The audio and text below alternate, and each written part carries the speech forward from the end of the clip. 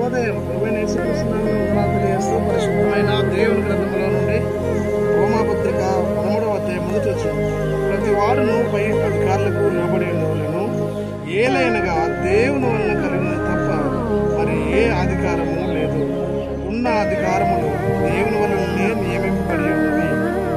ప్రార్థన. పరిశుద్ధుడా, ప్రేమ గల తండ్రి, వందనాలు స్తోత్రాలు చెల్లిస్తూ వాక్యం దానిస్తుండగా ఈ సన్నిధి మాతో ఉంచి నడిపించి ఆశీర్వదించుకొని వీక్షిస్తున్న వారిని దీవించుకొని యేసయ్య నామములో ప్రార్థించుచున్నాము.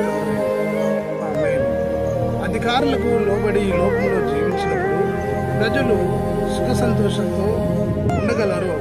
వారితో పాటు ఆ పరలోక దైవమైన యేసుక్రీస్తు ప్రభువునందు విశ్వాసం నుంచి ఆయనకు లోబడి ఆయన మాటలు ఆజ్ఞలు పాటిస్తూ సంఘంలో సమాజంలో నివసించాలి. విధేయత, లోబడే గుణం, స్వభావం కలిగి క్రైస్తవ సహోదరి సహోదరులుగా వర్ధిల్లాలి. అధికార నిమిత్తము ప్రార్థన చేయవలను, దేశం కొరకు ప్రార్థించవలను, సుఖముగా బ్రతుకు నిమిత్తము రాజుల కొరకు రాజకీయ నాయకుల కొరకు రాజుల కొరకు ప్రార్థించడం బాధ్యత క్రైస్తవ సేవకులుగా, క్రైస్తవ విశ్వాసగా, క్రైస్తవ సంఘములుగా మనం నేర్చుకుని ముందుకు వెళ్ళవలేము. దేవుని వాక్యం సెలవించిన మాటలు అధికారములన్నీ కూడా దేవుని వలన అధికారంలో అనుగ్రహింపబడి ఉన్నవని రోమాపత్రికలో తెలియజేస్తున్నారు.